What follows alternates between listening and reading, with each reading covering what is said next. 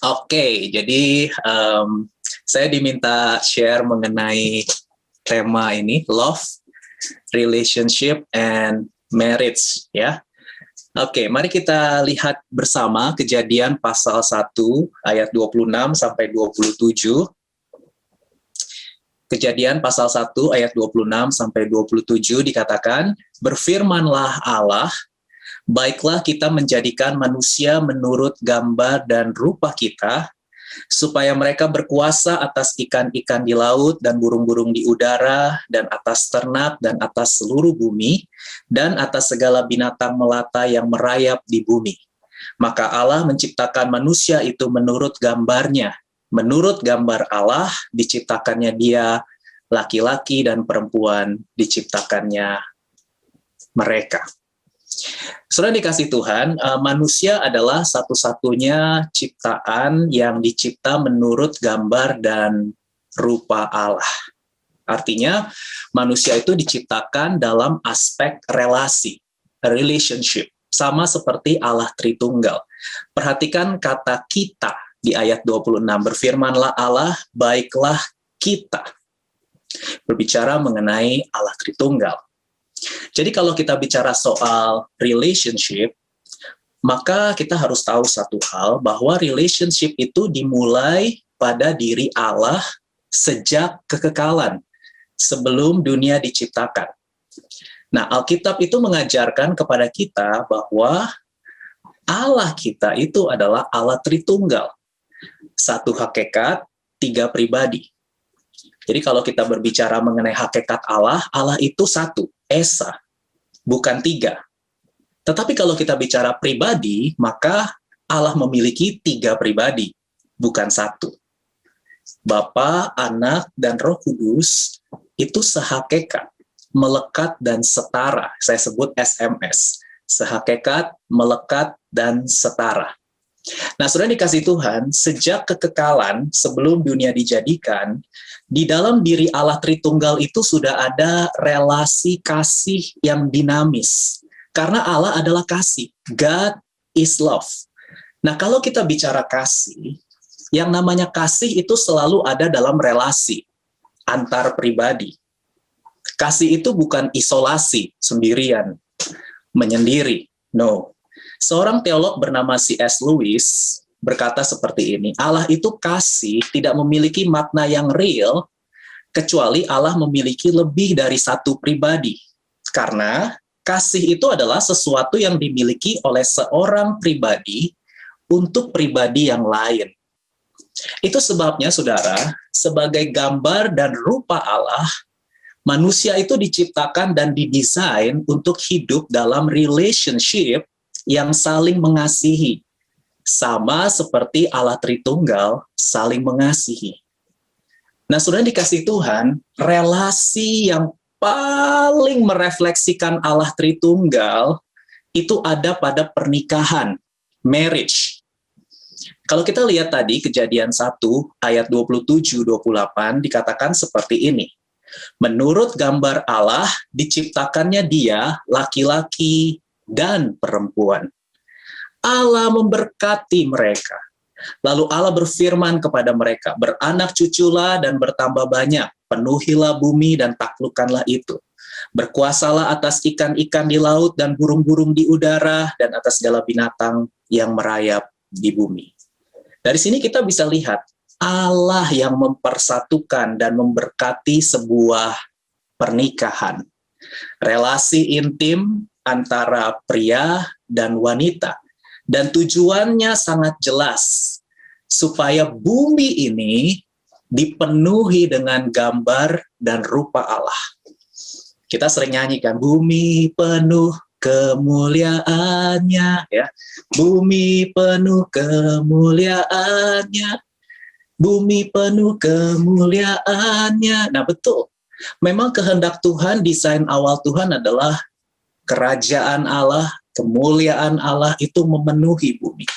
Dan melalui pernikahan, melalui hubungan pria dan wanita yang dipersatukan dan diberkati oleh Allah, Allah rindu, ya, supaya bumi ini dipenuhi, mengalami multiplikasi gambar dan rupa Allah. Itu tadi sebabnya dikatakan beranak cuculah dan bertambah banyak. Itu bicara soal multiplikasi.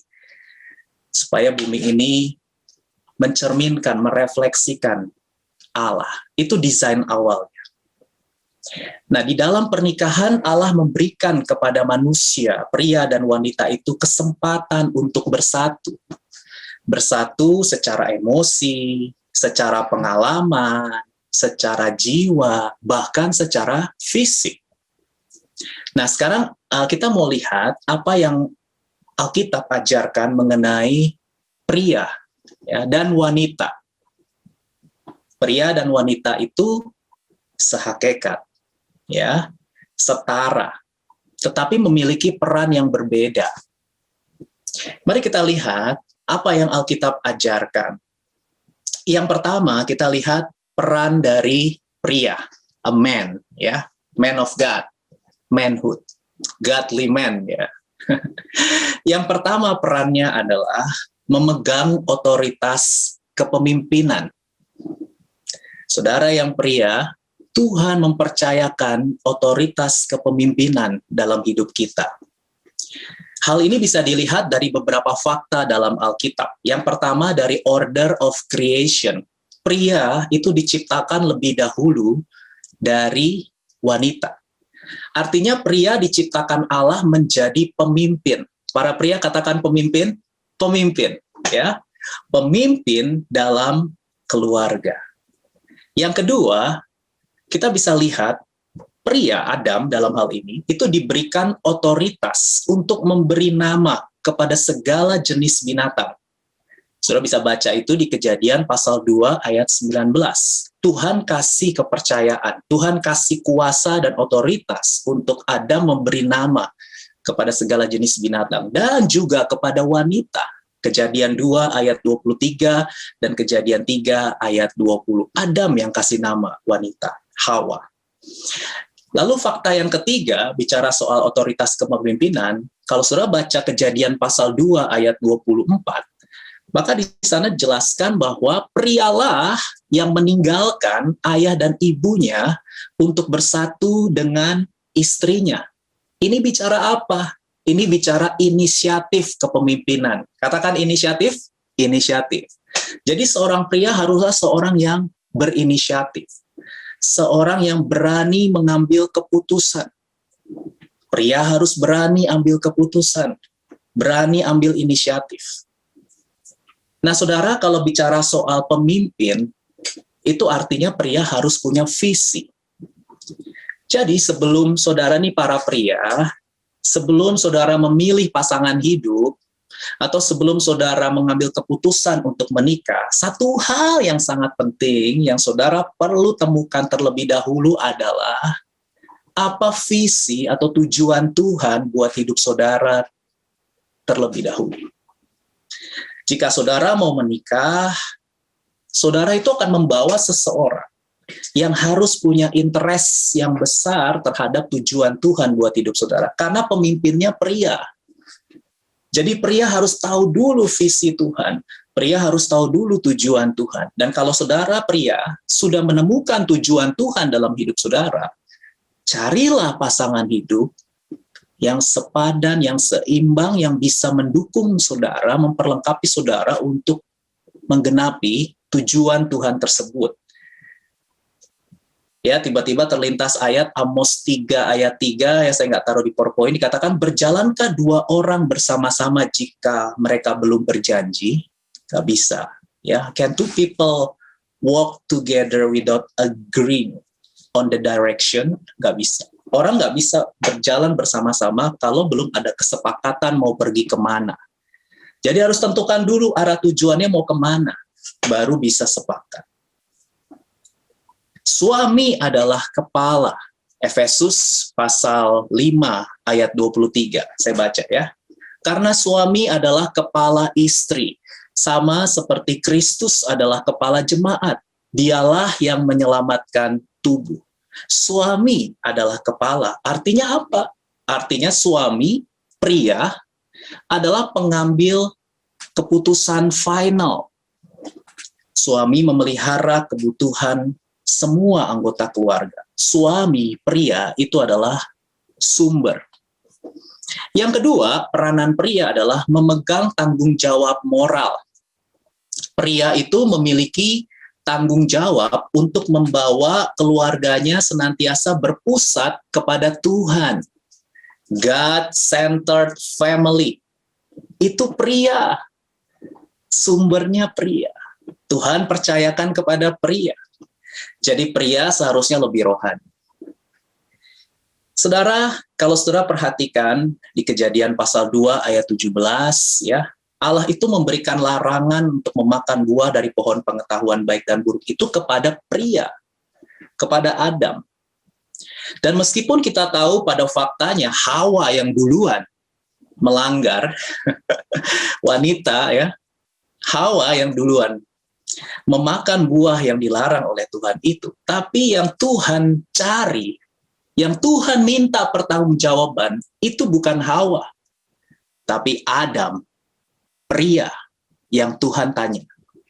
Kejadian pasal 3 ayat 11. Kenapa? Karena pria adalah sumber. Pria adalah pemimpin. Pria memegang tanggung jawab moral. Sangat penting sekali. Yang ketiga, peranan pria adalah melindungi. Wah, ini ayat terkenal banget ya. Efesus 5 ayat 25 dikatakan, "Hai suami, kasihilah istrimu sebagaimana Kristus mengasihi jemaat dan telah menyerahkan dirinya baginya." Efesus 5 ayat 28. Demikian juga suami harus mengasihi istrinya sama seperti tubuhnya sendiri. Siapa yang mengasihi istrinya mengasihi dirinya sendiri. Salah satu elemen dari mengasihi adalah memproteksi, melindungi. Pria harus bisa memproteksi, menjaga, melindungi wanita, istri, ya. Gak boleh berlaku kasar. Lembut tapi tegas, tegas tapi lembut. Nah, sekarang bagaimana dengan wanita? Apa peranan wanita? Kejadian pasal 2 ayat 18. Peranan wanita adalah sebagai penolong, bukan perongrong, ya. Penolong yang sepadan bagi pria. Kejadian 2 ayat 18 berkata, Tuhan Allah berfirman, tidak baik kalau manusia itu seorang diri saja, aku akan menjadikan penolong baginya yang sepadan dengan dia. Nah, menarik saudara sekalian, kata penolong ini menggunakan kata Ibrani Ezer. Nah, kata Ezer itu muncul 17 kali, tetapi hanya 1 kali kata ini ditujukan kepada wanita. Yang 16 kalinya itu ditujukan kepada Allah. Wow, wanita. Keren banget.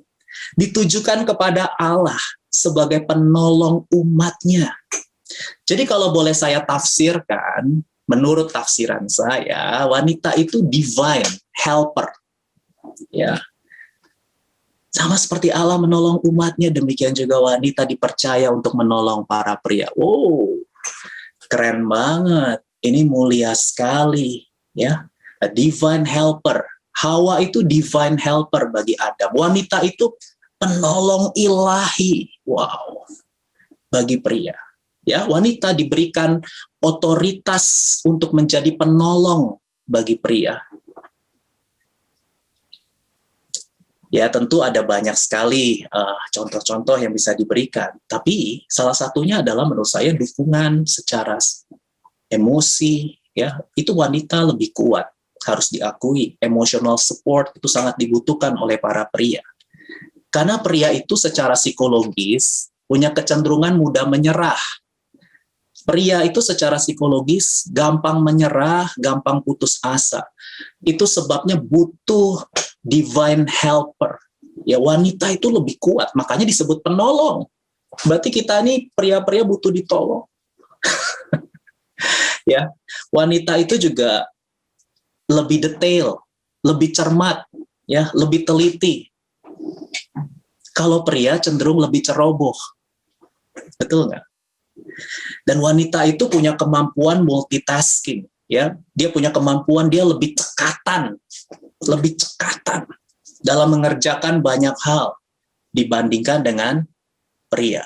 Pria itu gambaran besar, visi, ya itu pria. Tapi kalau udah detail-detail udah lemah banget. Itu butuh wanita yang support. Tapi ya ada sebuah hal yang penting loh bagi wanita. Efesus 5 ayat 22 sampai 24 berkata, "Hai istri, tunduklah kepada suami." Tunduk ya, bukan tanduk. Tunduklah kepada suamimu seperti kepada Tuhan. Karena suami adalah kepala istri, sama seperti Kristus adalah kepala jemaat. Dialah yang menyelamatkan tubuh. Karena itu sebagaimana jemaat tunduk kepada Kristus, pernikahan itu, wow, Kristus dengan jemaat. Keren banget. Sangat luar biasa. Sebagaimana jemaat tunduk kepada Kristus, demikian jugalah istri kepada suami dalam segala sesuatu. Istri tunduk kepada suami, sama seperti jemaat tunduk kepada Kristus. Tunduk itu artinya respect, ya, menghormati, menghargai suami. Salah satu kebutuhan pria adalah dihormati, dihargai. Para wanita harus tahu nih, salah satu kebutuhan pria adalah dihormati atau dihargai. Makanya firman Tuhan berkata istri harus tunduk kepada suami. Artinya adalah suami itu pengambil keputusan terakhir dalam sebuah keluarga. Istri boleh memberikan pendapat, tapi yang mengambil keputusan terakhir itu harus suami. Nah, wanita, kalau saudara tidak mau tunduk pada suami, saudara tidak mau menghormati dan menghargai suami, saudara tidak mau memberikan suami mengambil keputusan final atau keputusan terakhir, sebaiknya jangan menikah. Jangan menikah. Kalau saudara nggak mau mengikuti firman Tuhan, kalau saudara nggak mau mengikuti guidance firman Tuhan, sebaiknya saudara jangan menikah. Karena kalau saudara menikah, itu akan merusak tatanan order yang Tuhan sudah buat. Ya, jadi makanya yang single bagus bisa dipikir-pikir dulu lebih baik, ya, supaya kita benar-benar mengambil keputusan yang tepat dalam hidup ini. Nah, tentu kalau kita bicara mengenai peranan pria dan wanita, supaya bisa maksimal dalam sebuah pernikahan atau dalam sebuah keluarga, godly family, gitu ya, maka tentu kita tahu pria dan wanita ini kalau mau maksimal dalam pernikahan, maka butuh yang namanya kedewasaan. Sebenarnya kedewasaan nggak cuma maksimal dalam pernikahan sih, tapi maksimal dalam segala area kehidupan. Cuman karena ini sekarang konteksnya kita lagi ngebahas soal marriage, ya, relationship and marriage, maka saya lebih spesifikkan ya, gitu. Sebenarnya ini umum. Kita harus mengupgrade diri kita setiap hari, ya. Jadi sebelum saudara memilih pasangan hidup atau sebelum saudara mengambil keputusan untuk menikah, persiapkanlah dirimu terlebih dahulu. Izinkan mental dan kerohanianmu mengalami kedewasaan lebih dahulu. Apa sih ciri-ciri kedewasaan mental? Saudara ketik aja di Google, pasti banyak keluar teori-teorinya. Ya, secara umum orang-orang yang dewasa mentalnya itu adalah orang-orang yang bertanggung jawab, ya, dalam pekerjaan, dalam mengelola keuangan, tanggung jawab. Yang kedua, punya self-control, ya, punya penguasaan diri. Yang ketiga, orang dewasa itu orang yang punya pengertian. Ya, orang yang dewasa itu adalah orang yang memperhatikan kepentingan orang lain, nggak cuek, nggak egois. Kalau bayi, anak-anak egois. Bayi, anak-anak nggak peduli dengan perasaan orang tuanya, nggak peduli dengan perasaan orang lain. Pokoknya me, myself, and I. Pokoknya kalau nggak nyaman, nangis. Nggak nyaman, jerit. Nggak nyaman, teriak. Gitu kan. Nuntut. Pokoknya aku harus disenangkan. Nah, itu bayi. Itu anak-anak. Tapi kalau orang dewasa, enggak. Orang dewasa memperhatikan kepentingan orang lain. Sensitif, peka, empati, simpati dengan orang lain. Orang dewasa yang mentalnya dewasa apa sih? Respect sama orang. Menghormati orang lain, menghargai orang lain. Ya, ada 3 magic words. Kalau kita mau menunjukkan respect kita kepada orang lain, ada 3 kata ajaib yang harus kita praktekkan seumur hidup. Ini juga bagus untuk saudara membangun hubungan dengan siapapun, long-term relationship. Apa itu? Please, sorry, thank you. Ya, dengan kita sering mengucapkan kata please, sorry, and thank you, itu kita sedang belajar memperhatikan, menghormati, menghargai orang lain. Apa sih ciri-ciri orang yang dewasa secara mental? Ya, mereka punya kecerdasan emosi. Apa itu kecerdasan emosi? Mereka bisa mengenali emosi dirinya dengan baik. mereka bisa mengelola emosinya dengan baik, mereka bisa mengungkapkan emosinya dengan sehat, dengan baik, ya. Mereka punya manajemen konflik yang baik juga. Kita tahu yang namanya hubungan, saudara, nggak bisa naif ya. Kalau kita namanya berhubungan sama orang, manusia, pasti akan menghadapi konflik. Kita akan menghadapi yang namanya benturan. Ini nggak bisa dihindari, saudara. Ini nggak bisa dihindari. Kalau kita membangun hubungan dengan yang namanya manusia, dengan orang lain, kita pasti suatu hari akan menghadapi yang namanya konflik. Ya, kecuali kita tinggal di hutan dan bergaul dengan binatang-binatang di hutan, ya itu mungkin nggak ngalami konflik. Tapi kalau ketemu manusia, kenapa sih? Karena punya perbedaan. Manusia itu berbeda. Ya, orang-orang itu punya perbedaan kepentingan, perbedaan cara berpikir, perbedaan persepsi, perbedaan latar belakang keluarga, ya, perbedaan temperamen, perbedaan kepribadian, perbedaan karakter. Wah, itu deh. Itu yang bisa bikin namanya benturan ya atau konflik. Tapi orang yang dewasa adalah orang yang punya manajemen konflik. Saat dia menghadapi konflik, dia nggak denial, dia nggak menyangkal gitu. Dia juga nggak melarikan diri, ya, jadi addiction dengan apa gitu untuk menghindari konflik, ya, enggak, tapi dia akan hadapi konflik. Orang dewasa adalah orang yang berani menghadapi konflik. Dia nggak akan sembunyi, dia nggak akan pelarian, tapi dia akan hadapi dengan komunikasi yang terbuka, keterbukaan awal dari pemulihan. Konflik dihadapi dengan inisiatif untuk mendekat, karena Alkitab juga ngajarin, hendaklah kamu saling mendahului dalam memberi hormat dan mengasihi. Dan tentunya kalau pencemaran nama baik, kita harus klarifikasi dengan hikmat Tuhan, dan ini yang paling penting, kita harus memberi pengampunan. Tuhan Yesus mengajarkan ampuni orang yang bersalah itu 70 kali 7 kali. Artinya nggak ada batasnya. Itu kedewasaan secara mental. Bagaimana dengan kedewasaan secara rohani? Nah, kalau kedewasaan secara rohani, menurut pendapat saya, itu ada pada 1 Korintus pasal 13, ayat 4-7, karena di sana Rasul Paulus menulis kasih adalah yang terbesar, ya. Dan di ayat saya lupa di ayat berapa, Rasul Paulus berkata, aku akan meninggalkan sifat kekanak-kanakanku. Jadi konteksnya meninggalkan sifat kekanak-kanakan dan menjadi dewasa, itu konteksnya tentang kasih.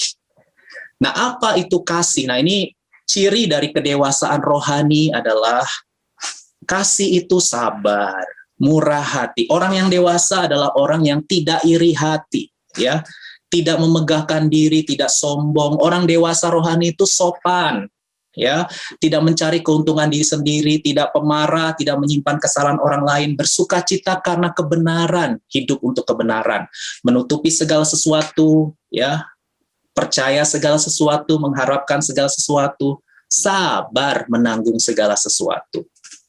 Nah, dari sini kita bisa bedakan antara kasih dengan nafsu. Love and lust, beda. Kalau nafsu itu kebalikannya kasih, ya dibalik aja. Nafsu itu nggak sabar, pengennya buru-buru. Ya, baru kenal beberapa saat udah mau melakukan hubungan seks saja. Waduh, itu nafsu, itu nafsu. Ya, nafsu itu nggak sabar, nafsu itu iri hati, nafsu itu nggak sopan. Baru kenal juga udah pegang-pegang, udah raba-raba, aduh, nggak sopan, nggak respect, nggak hormat. Ya, nafsu itu mencari keuntungan diri sendiri. Nafsu itu pemarah, menyimpan kesalahan orang lain, dan lain sebagainya. Intinya nafsu itu mengorbankan orang lain untuk kepentingan diri sendiri. Yang penting aku senang, ya, aku menang gitu. Bodoh amat orang lain susah. Yang penting aku. Wah, itu nafsu. Tapi kalau kasih, itu memberi. Nah, ini saya kutip dari senior pastor GPCC, Pastor Jeffrey Rahmat. Beliau berkata begini, ini prinsip dasar relationship ya, ini saya mengutip dari beliau. Beliau berkata, sehat atau tidaknya sebuah relationship, itu tergantung dari individu yang ada di dalam relationship tersebut. Baik atau buruknya sebuah relationship, itu tergantung dari individu yang ada di dalam relationship tersebut. Dan ini prinsip yang berlaku dalam segala jenis hubungan. ya, dalam segala jenis hubungan. Tapi karena malam ini kita bahas tentang marriage secara khusus, maka kita akan lebih spesifikkan ke arah itu. Beliau kasih ilustrasi. Menurut saya ilustrasinya keren, baik, ya. Dikatakan oleh beliau begini, jika saudara mau menikmati jus apel dan jeruk, ya, jus apel dan jeruk yang oke, maka saudara harus memastikan buah apel dan buah jeruk yang saudara campur itu adalah buah yang oke, yang seger, yang bagus. Jika salah satu buah itu busuk, maka hasilnya jus itu tidak akan maksimal. Apalagi kalau dua-duanya busuk. Wow, ilustrasinya. Demikian juga dengan hubungan. Dalam konteks ini hubungan pernikahan. Pernikahan yang sehat itu adalah hubungan dari dua individu yang sehat. Pernikahan yang utuh itu adalah hubungan dari dua individu yang utuh atau penuh. Itu sebabnya, saudara, pastikan diri saudara adalah pribadi yang utuh. Itu penting sekali. Karena sifat kasih itu adalah memberi. Bukan menuntut, bukan merampas, ya, bukan mengambil. Nah, kalau bicara kasih itu memberi, hanya orang yang utuh yang bisa memberi. Hanya orang yang penuh yang bisa memberi. Nah, sekarang pertanyaannya dong, bagaimana caranya supaya kita menjadi pribadi yang utuh, pribadi yang penuh, begitu, supaya kita bisa memberi, karena kasih itu memberi. Love is giving. Love is giving. Nah, gimana caranya supaya kita menjadi pribadi yang utuh atau penuh? Yang pertama, kita tentu ini paling hakiki, semua tahu saya pikir, ya. Kita harus mengalami perjumpaan secara pribadi dengan kasih Tuhan.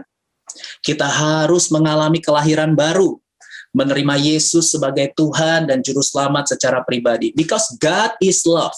Allah itu kasih. Itu sebabnya kita harus mengalami, merasakan perjumpaan dengan kasih karunia Tuhan.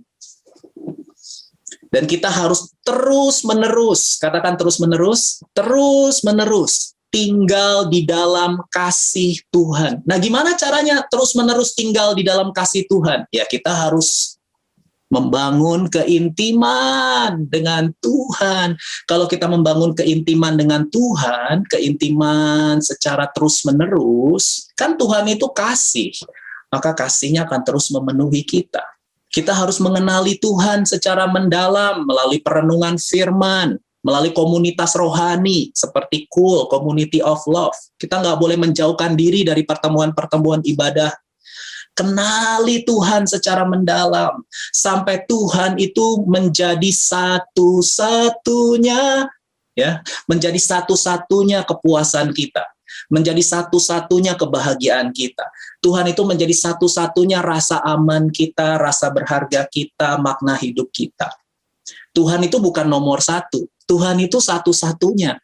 Kalau Tuhan itu nomor satu, nanti bisa digeser-geser. Ya, bisa jadi nomor 2, nomor 3, nomor 4, tergantung kebutuhan. Tuhan itu bukan nomor satu. Nggak ada ayatnya. Yang ada itu Tuhan itu satu-satunya. Jangan ada Allah lain di hadapanku. Itu ada ayatnya. Berarti hanya the one and only. Dia itu satu-satunya pusat hidup kita. Nah, kalau kita sudah bisa sampai ke titik itu, sekali lagi ini sebuah proses, ya. Ini ngomongnya doang gampang, ya. Tapi ntar kalau udah masuk dalam pengalaman, question and answer, ya nggak semudah itu. Karena kita semua ini sedang ada dalam proses progressive sanctification itu seumur hidup. Yang ngomong ini juga sedang berjuang juga, gitu. Tapi sebenarnya goal tertinggi dalam hidup kita itu adalah ketika kita content dengan Tuhan, ketika kita puas dengan Tuhan. Itulah spiritualitas tertinggi. Spiritualitas tertinggi itu adalah ketika kita berkata, Tuhan adalah gembalaku, the Lord is my shepherd, I have all that I need. Itu Daud tulis gitu, I have all that I need. All I need is in you, Lord. Kita udah bisa nyanyi. Kita ini orang-orang Pentakosta klasik, lagunya keren-keren banget. Tapi dalam pengalaman belum tentu. Ya, kita masih berjuang dengan berhala-berhala. Dengan idol-idol yang ada di sekitar kita. It's okay, it's okay. It's okay. Karena memang ini sebuah proses seumur hidup, ya. Ini sebuah proses umur hidup. Yang penting kita punya hati yang lapar dan haus akan Tuhan. Pasti Dia akan penuhi hidup kita. Ya, jadi kepenuhan hidup itu adanya di dalam Tuhan, bukan adanya pada orang lain. Kepenuhan hidup itu nggak ada pada teman, sahabat, keluarga, pacar, bahkan suami, istri, anak. Nggak. Saudara, kepenuhan hidup itu hanya ada di dalam Sang Pencipta. Dia yang ciptakan kita, segala sesuatu dari Dia, oleh Dia, dan bagi Dialah kemuliaan sampai selama-lamanya. Baik, saudara bisa bilang, my heart is full with love and desire, there will no end, gitu ya. Ada sebuah lagu ini. Nah, itu kepenuhan. Christ is enough for me, everything I need is in you. Wah, itu spiritualitas tertinggi tuh.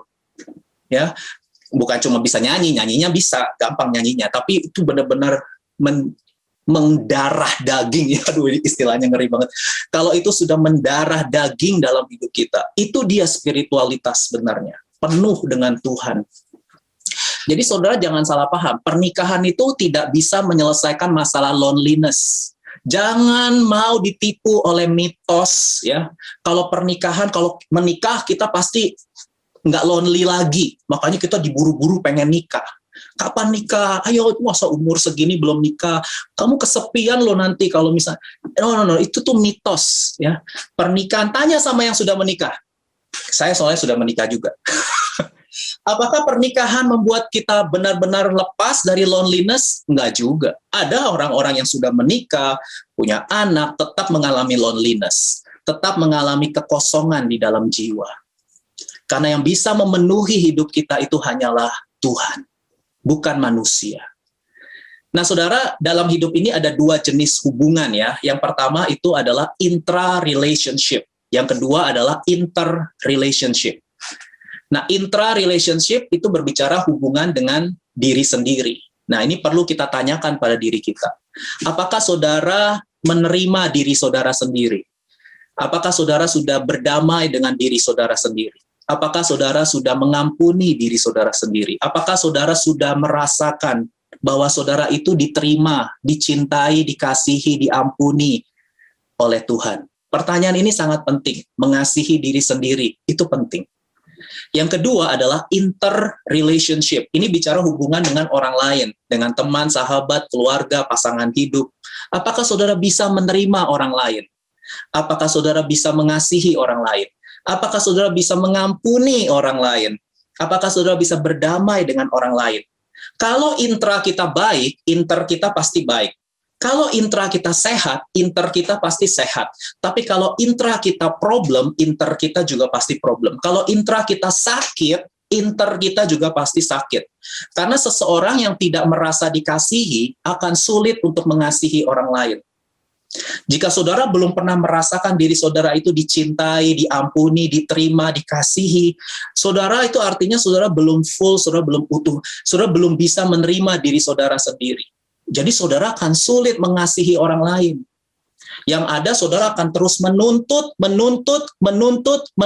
orang lain untuk mengisi kekosongan jiwa saudara. Saudara jadi Kristen vacuum cleaner, tahu ya vacuum cleaner. Saudara sukanya itu menyedot energi dari orang lain, ya. Dan itu membuat hubungan itu jadi capek, ya. Capek, saudara, kalau kita berinteraksi dengan orang yang kosong jiwanya. Wow. Kita jadi bergantung sama orang lain. Karena kita berpikir pernikahan itu kebahagiaan. Pernikahan itu membuat hidup kita berharga. Pernikahan itu membuat hidup kita berarti. Enggak. Itu mitos, itu tipu muslihat, saudara. Enggak benar itu, ya.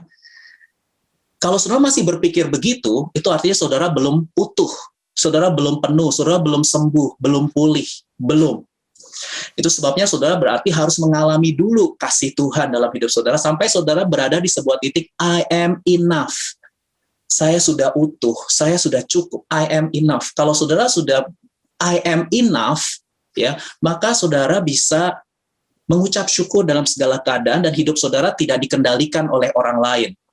Kita nggak perlu hidup dalam kepalsuan. hidup dalam kepura-puraan, hidup dalam kemunafikan. Karena banyak orang hidup dalam kepalsuan demi menyenangkan semua orang, a man pleasure. Ya pengennya tuh menyenangkan semua orang. Kenapa? Karena takut ditolak, takut tidak dicintai, karena merasa rasa berharganya itu ada pada kendali orang lain.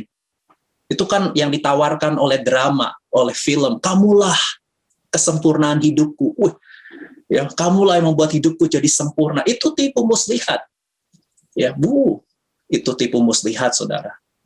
Nah, prinsip hubungan yang sehat itu sebenarnya sudah ada di hukum yang terutama, ya. Matius pasal 22 ayat 36 sampai 40 saudara semua tahu. Kasihilah Tuhan Allahmu, hukum yang pertama, ya, dan yang terutama, dan kasihilah sesamamu manusia seperti engkau mengasihi dirimu sendiri. Artinya kita bisa mengasihi orang lain jika kita mengasihi diri kita sendiri.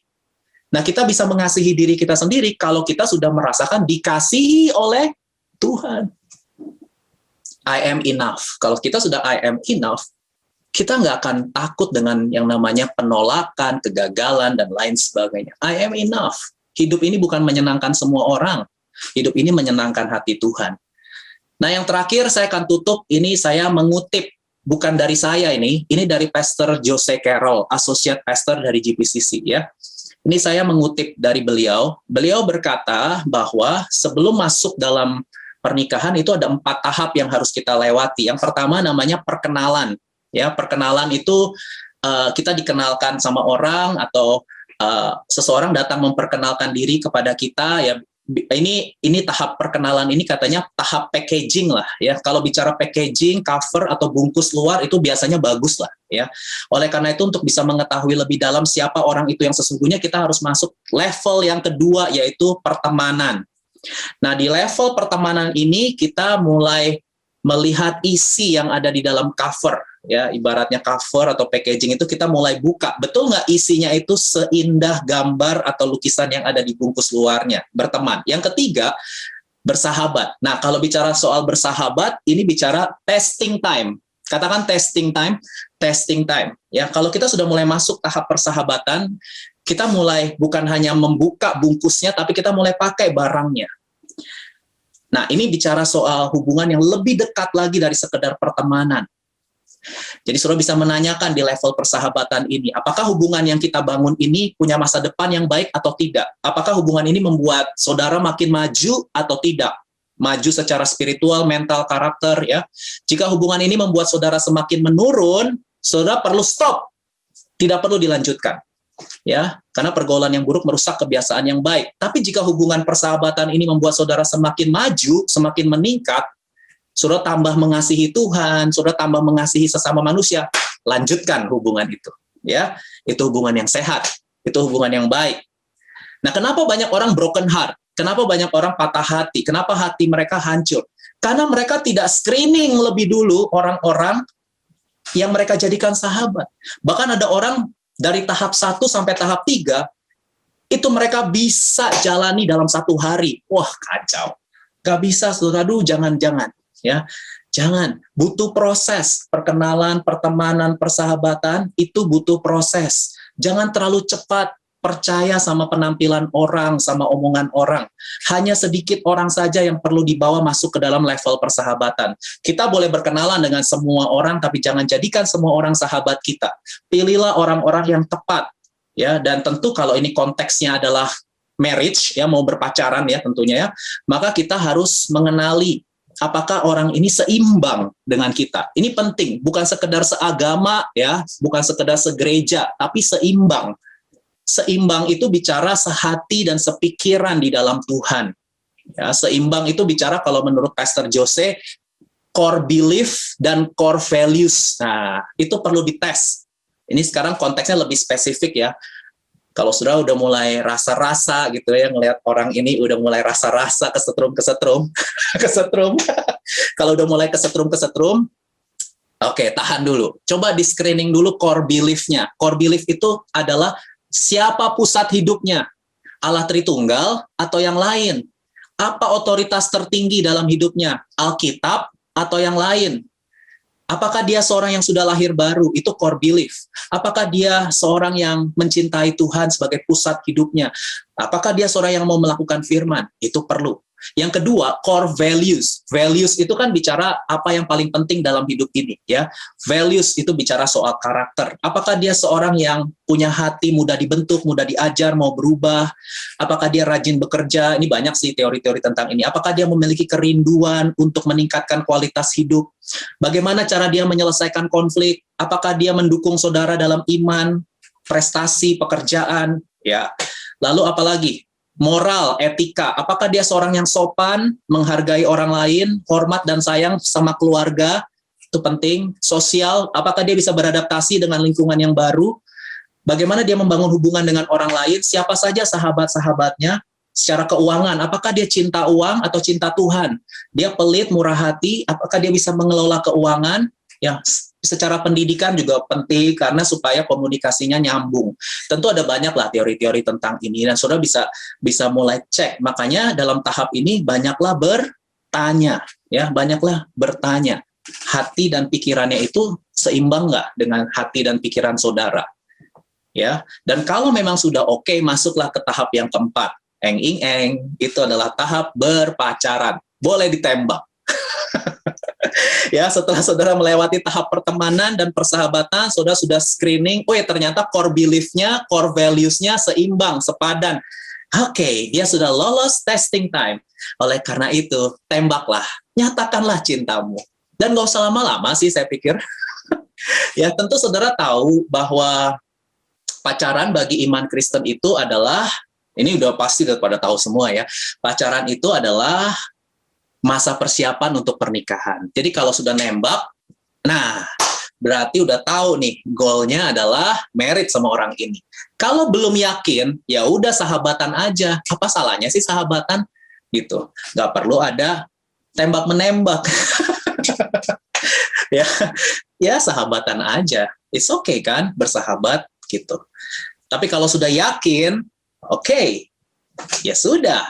Saudara boleh menyatakan cinta. Ya, dan sudah siap menikah, dan kenalin dong sama keluarga saudara. Restu dari keluarga itu penting, karena pada saat saudara mengambil seseorang jadi pasangan, itu artinya saudara mengambil satu keluarga besarnya. Itu satu paket ya. Jadi saudara juga harus kenalin keluarganya dia. Oke. Yang kelima, yang terakhir itu adalah marriage, ya, pernikahan. Jadi setelah saudara melewati proses screening pada tahap berpacaran, nah sekarang saudara masuklah ke dalam tahap pernikahan. Ingat loh, pernikahan Kristen itu covenant, perjanjian seumur hidup. Tidak boleh ada perceraian, ya. Makanya waktu lagi pacaran buka mata, kalau udah menikah tutup mata. Karena tidak boleh ada perceraian. Allah membenci perceraian. Kalaupun saudara bercerai, nggak boleh nikah lagi. Kalau saudara berzina.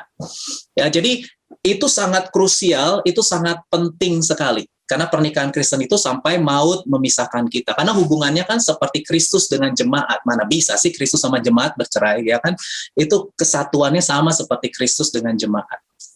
Nah, oleh karena itu, saya kasih cepat aja 6. Banyak amat, ada 6.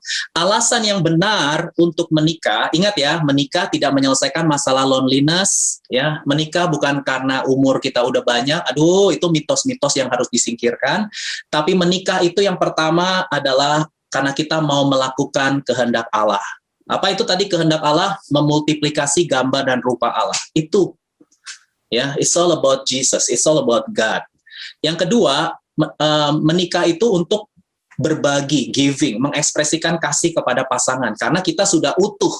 Yang ketiga, memaksimalkan potensi masing-masing untuk menggenapi tujuan Tuhan. Yang keempat, meningkatkan pertumbuhan rohani, dewasa, serupa dengan Kristus. Yang kelima, mengekspresikan komitmen dan kesetiaan seumur hidup. Dan yang terakhir, ini sah dalam pernikahan, memenuhi kebutuhan dan hasrat seksual dengan cara yang dikehendaki oleh Tuhan. Oke, sesuai dengan tujuan penciptaan, kita boleh melakukannya dan itu sah di hadapan Tuhan.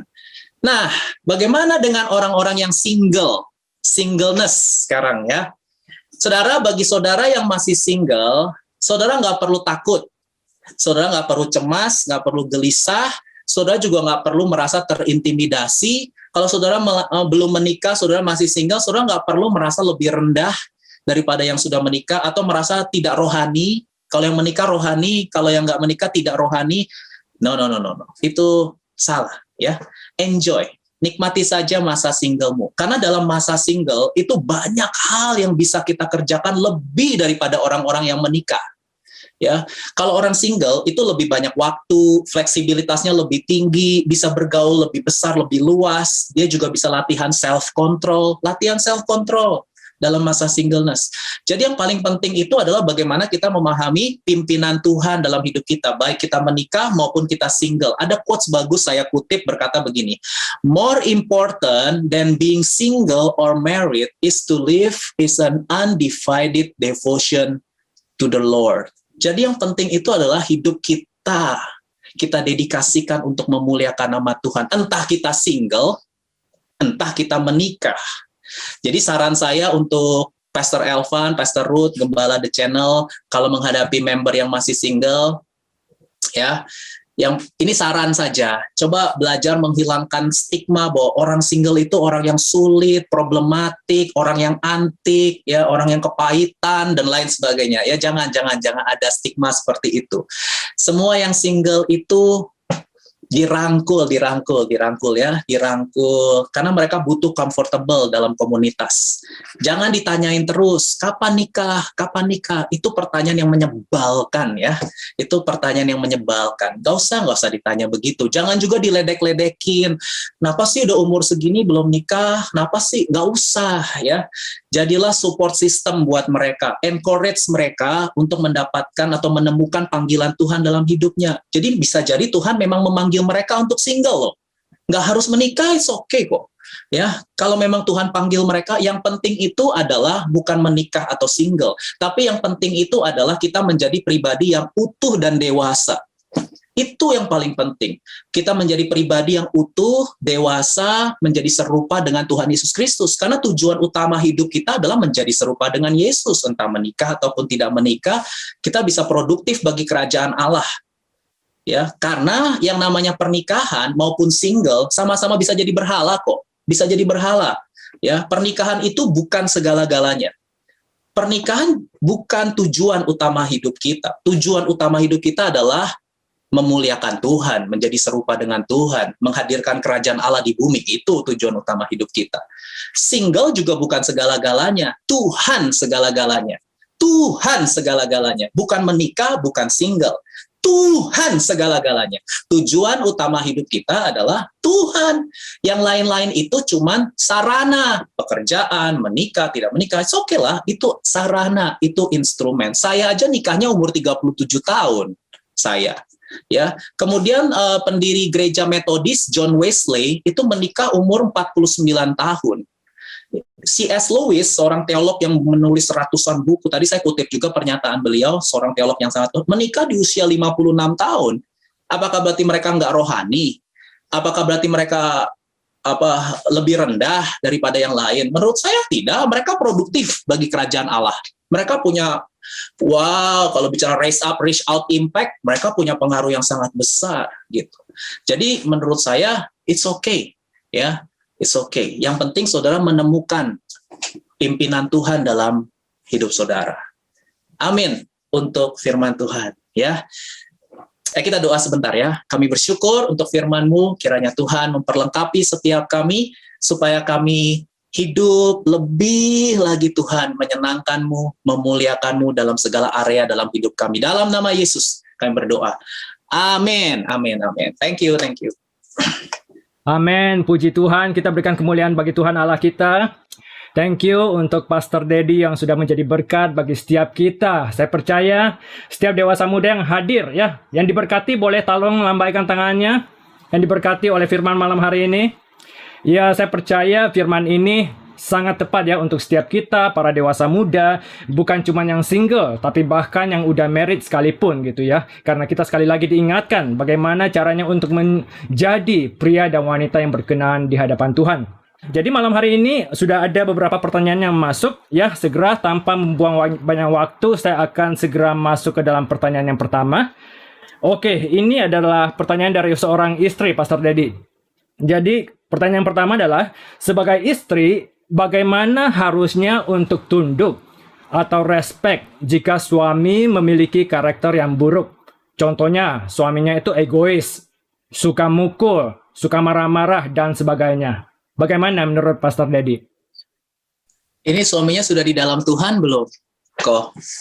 Nah, ini saya juga sudah kurang di dalam jelas Tuhan. karena tidak dicantum ya. Apakah sudah di dalam Tuhan atau belum? Mungkin kita anggap aja mungkin belum di dalam Tuhan kali. Iya, pokoknya punya karakter yang buruk lah ya. Iya. Seorang suami yang punya karakter yang buruk. Jadi memang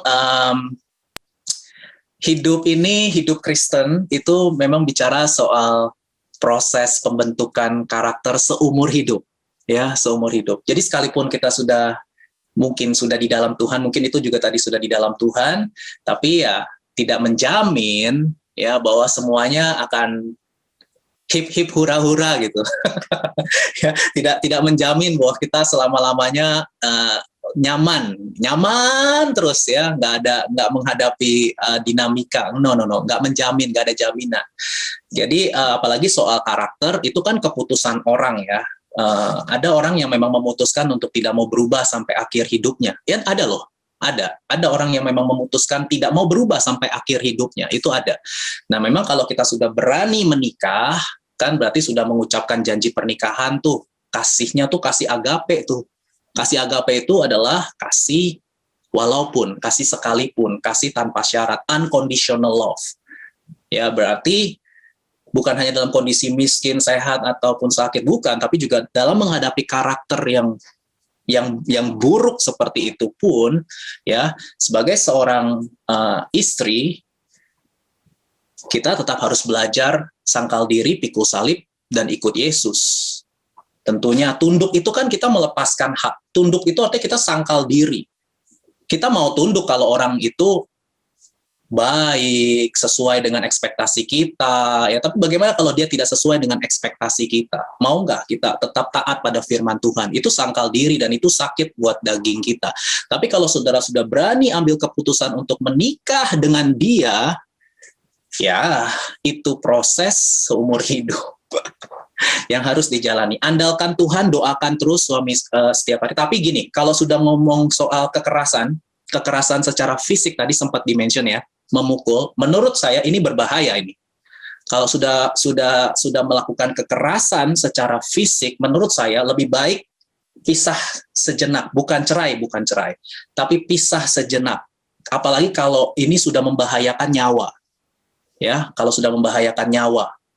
Bukan dengan atas nama kasih terus kita dipukulin, terus kita dihajar gitu terus no ya, kita harus jaga jarak juga karena ini sudah main fisik, sudah main kekerasan, ini berbahaya untuk apalagi kalau berbahaya ya. Jadi menurut saya harus jaga jarak juga, pisah sebentar, konseling dulu sampai benar-benar suasananya kondusif baru bisa bersatu, tapi tidak ada perceraian. Mungkin itu dari saya. Oke, thank you Pastor Dedi ya untuk penjelasannya yang sangat jelas. Oke, pertanyaan berikutnya. Jadi di sini dikatakan, saya ini seorang wanita gitu ya, tapi saya ini mempunyai masalah ya, termasuk ini pacar saya gitu ya. Saya sulit untuk percaya kepada orang atau termasuk pacar saya sendiri begitu. Apakah ini saya terlalu banyak berpikir ya yang negatif, dan gimana sih caranya supaya saya itu bisa lebih percaya kepada orang-orang di sekeliling saya, termasuk kekasih saya atau pacar saya begitu. Iya, ini soal trust juga bukan sesuatu yang terjadi secara tiba-tiba ya. Tiba-tiba tidak pernah terjadi dengan tiba-tiba. Jadi kita nggak bisa tiba-tiba trust dengan orang. Kita butuh waktu. Makanya saudara harus hidup dalam integritas ya. Karena kepercayaan itu mahal sekali harganya loh.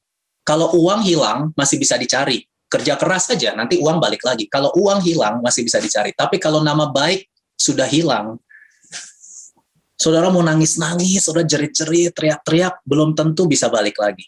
Ya, karena kepercayaan itu sangat mahal harganya. Jadi jaga benar-benar yang namanya kepercayaan. Nah, saya nggak tahu ini yang bertanya apakah pernah mengalami pengalaman-pengalaman traumatik atau pengalaman-pengalaman yang tidak menyenangkan di masa lalu. Mungkin saya nggak tahu juga, ini harus konseling ini kalau udah ngomongin soal trust. Tapi saya yakin itu tidak terjadi secara tiba-tiba. Nggak mungkin kita tiba-tiba nggak percaya sama orang. Nggak mungkin. Pasti kita mengalami sesuatu dulu sehingga kita bisa membentengi, ya, psikologinya tuh ada self defense mechanism, kita membentengi sedemikian itu pasti ada something lah, saya nggak tahu, pengalaman di masa lalu kah, pengalaman trauma kah, pengalaman tidak menyenangkan kah dengan keluarga, dengan orang tua, itu pengaruhnya bisa dalam hubungan juga bisa loh, pengalaman terluka ya dan lain sebagainya. Dan bisa juga sang pacar ini mungkin memang bukan orang yang berintegritas, nggak bisa dipegang perkataannya, nggak konsisten antara apa yang dikatakan dengan apa yang dilakukan, sehingga si wanita ini kehilangan trust. Menurut saya itu wajar. Itu harga yang mahal juga ya. Nah, bagaimana untuk bisa percaya lagi? Itu tadi ya pertanyaannya. Ya butuh waktu. Ya, yang penting yang pertama adalah lepaskan dulu pengampunan. Lepaskan dulu pengampunan. Tapi untuk saudara bisa trust lagi sama orang itu, memang butuh waktu dan waktunya bisa panjang loh. Waktunya bisa panjang ya. Jadi kalau pengampunan kita harus mengampuni semua orang. Tapi kalau percaya sama orang, kita nggak harus percaya dengan semua orang. Percayalah kepada Tuhan dengan segenap hatimu. Karena manusia nggak bisa dipercaya kadang-kadang memang, tapi kalau Tuhan bisa selalu dipercaya. Tapi kalau saudara bertumbuh dalam kasih Tuhan, dan ini kalau konteksnya sudah dalam pernikahan, kalau tadi belum menikah ya, kalau konteksnya sudah dalam pernikahan kan memang harus dikuatkan dengan kasih agape, dan salah satu ciri kasih agape adalah percaya segala sesuatu. 1 Korintus 13 ayat 7 tadi, trust itu percaya segala sesuatu. Itu memang, tapi itu dalam konteks pernikahan. Tapi kalau dalam konteks belum menikah, sudah punya hak kok untuk nggak percaya kalau memang orang itu nggak bisa dipercaya. Ya, oke, kita move on ke pertanyaan yang berikutnya. Oke, Pastor, sudah setahun lebih saya ini nggak bisa move on ya dari pacar saya yang lama. Saya sudah berusaha untuk mencari pacar yang baru, tapi feelingnya beda. Nah, saya juga bingung nih, feeling apa yang beda gitu ya. Nah, Pastor, apa yang harus saya lakukan? Please help. Ya, kalau memang ini saya anggap putus karena tidak sesuai core belief dan core values-nya lah ya. Karena kalau nggak seimbang, putus aja. Ya, putus aja kalau nggak seimbang ya. Lebih baik sakit sebentar daripada sudah sakit seumur hidup ya, karena kalau nikah kan seumur hidup, pernikahannya tuh seumur hidup, jadi nanti sakitnya seumur hidup. Lebih baik saudara sakit sebentar lah ya, setelah itu recovery lagi. Nah begitu, jadi kalau memang putus karena tidak seimbang, bukan pasangan yang seimbang ya, tidak sesuai dengan core belief dan core values Alkitab, ya move on itu butuh waktu memang ya, butuh waktu. Dan saya percaya kalau saudara putus karena saudara mentaati firman Tuhan, pastilah saudara berserahlah pada Tuhan. Roh Kudus adalah roh penghibur, dia akan memberikan penghiburan kepada kita. Banyaklah intim dengan Tuhan ya, alami kepenuhan Tuhan dalam hidupmu. Mungkin itu ya. Pertanyaan berikutnya, ya, sebagai cewek yang single di gereja, tidak banyak pria yang rohaninya selevel atau bahkan lebih tinggi. Jadi ceritanya cewek ini pengennya cari seorang pria gitu ya, yang level rohaninya itu lebih tinggi ya. Sedangkan cewek itu ada batasan umurnya katanya gitu ya. Apa menurut pastor ya yang harus saya lakukan gitu ya saat mencari? Jadi ini di komunitas gereja belum ketemu pria yang lebih rohani ya. Oke. Betul. Ini pasti pelayan, ini aktif ini. Harus cari pastor kali ya. Oke. Ya kalau menurut saya sih ya nggak harus di komunitas gereja itu kan. Boleh nggak ya Ko Elvan? Boleh juga loh berrelasi dengan BIC Korea. Atau dengan gereja-gereja BCS. Ya, maksud saya BCS itu kan punya banyak gereja cabang tuh, ada gereja City Tower, GBI City Tower, kan ada banyak. Kenapa nggak berrelasi dengan yang lain? Jangan satu komunitas aja. Kalau memang komunitas ini kecil dan nggak ada pria yang lebih rohani, ya udah jangan memaksakan diri di satu itu saja. Bergaul lebih banyak lagi. Apalagi sekarang era COVID ini, kita bisa terhubung dengan banyak orang gitu. Gitu sih menurut saya. Oke, thank you Pastor Dedi. Oke, ini masih ada beberapa pertanyaan yang lain. Oke, Pastor, kan restu orang tua itu paling penting ya. Tapi gimana kalau kita mau menikah tapi malah gak direstui oleh orang tua karena alasannya percaya sama show gitu ya, takutnya nanti ciong gitu ya, atau mereka percaya sama feng shui dan lain-lainnya. Nah, gimana caranya untuk menanggapinya? Oke, berarti orang tua yang belum di dalam Tuhan ya. Betul. Ya, kalau saya ya, ini pendapat saya. menurut saya restu dari orang tua itu salah satu sign dari Tuhan, ya, karena memang termasuk sekalipun kalaupun orang tua kita belum di dalam Tuhan gitu. Tapi itu menurut saya itu salah satu sign. Jadi sangat penting. Saya tidak setuju kita apa istilahnya kawin lari. Betul nggak sih? Ya, saya nggak setuju. Bagi saya tidak setuju. Nah, jadi begini, kalau memang itu saudara yakin itu Tuhan pimpin saudara dengan orang itu, ya, saudara yakin ya Tuhan pimpin saudara dengan orang itu, pasti Tuhan buka jalan. Doakan terus itu orang tuamu yang masih percaya begitu-begituan. Ya, nggak ada yang mustahil kok. Orang tua yang belum percaya pun bisa, ya. Kalau saudara yakin memang Tuhan memimpin saudara kepada orang itu, jangan khawatir.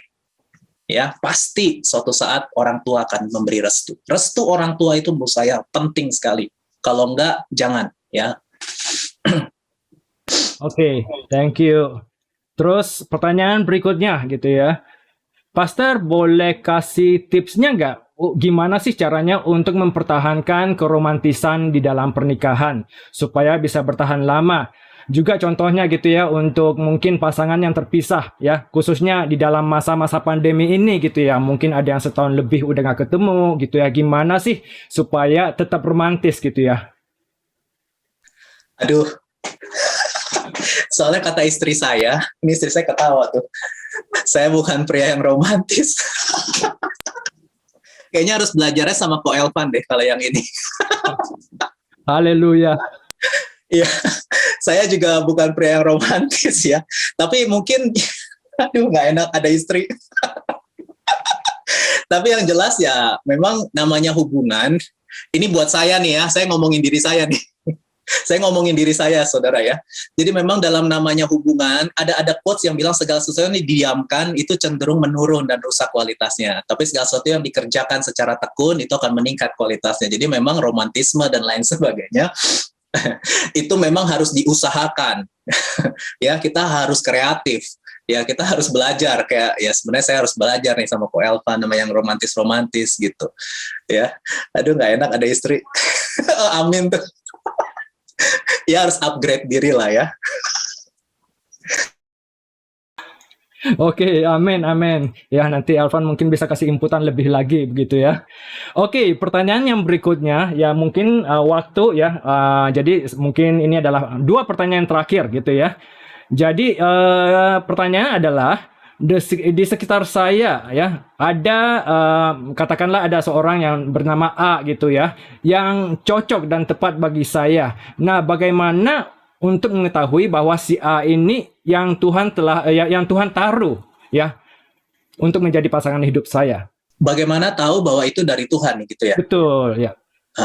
Ya, jadi yang penting adalah ini keyakinan saya ya, karena Tuhan itu memberikan kebebasan kepada kita untuk mengambil keputusan. Ya, jadi kita yang mengambil keputusan mengenai jodoh, mengenai pasangan hidup. Tuhan itu hanya memberikan ini loh orang-orangnya gitu. Ya, Tuhan memperlihatkan nih loh orang-orangnya. Tuhan akan pimpin kita, tapi yang memutuskan adalah kita. Kita yang memutuskan. Jadi kalau memang orang itu sudah core belief-nya oke, core values-nya oke, dia seimbang, dia sepadan, saudara bisa lebih menggenapi tujuan Tuhan bersama dengan dia, itu udah dari Tuhan pasti, sudah melangkahlah. Nggak usah pikir-pikir yang macam-macam, itu sudah dari Tuhan. Ya, walk by faith, ya langkah saja sudah. Terus ada yang nanya juga, Pastor, gimana pendapat Pastor kalau sebenarnya semua orang itu nggak ditakdirkan untuk menikah? Apa sih tujuan hidup kita gitu ya selain untuk menikah? Apalagi gitu ya yang bisa kita jalankan? Oh, pernikahan itu bukan tujuan hidup. Pernikahan, pekerjaan, bisnis, semua yang kita lakukan itu adalah sarana, instrumen, bukan tujuan. Ya, jadi nggak masalah sebenarnya mau status menikah ataupun tidak menikah. Yang penting ini tujuan Tuhan buat hidup kita adalah kita menjadi serupa dengan Dia. Ya, itu yang paling penting, memuliakan nama Tuhan. Iya, jadi Tuhan memang sedikit aja saya bahas tentang singleness, itu dibahas oleh Rasul Paulus di surat 1 Korintus pasal 7. Ada orang-orang yang memang dipanggil untuk tidak menikah. Ya, ada. Dan kalau memang itu panggilan Tuhan, gak masalah, it's okay, jalani panggilan tersebut. Karena sama-sama bisa memuliakan Tuhan kok, yang menikah maupun yang tidak menikah. Iya, karena ada yang bertanya juga, saya ini udah mencari pacar, udah lama tapi gak ketemu-ketemu. Apakah memang Tuhan berencana untuk saya menjadi seorang Paulus begitu, yang tidak menikah? Nggak ada yang tahu sih kok ya. Tadi saya bilang C.S. Lewis usia 56, John Wesley usia 49, saya umur 37 juga baru jadi nobody knows sih. Nggak ada yang tahu apakah kita dipanggil atau tidak. Yang penting jalani saja terus hidup ini, tetap produktif bagi kerajaan Allah. Gitu. Iya. Oke, thank you ya. Karena juga udah waktu gitu ya. Kita memberikan terima kasih untuk Pastor Dedi yang sudah sharing dan memberikan banyak inputan. Sekali lagi kita berikan tepuk tangan yang meriah.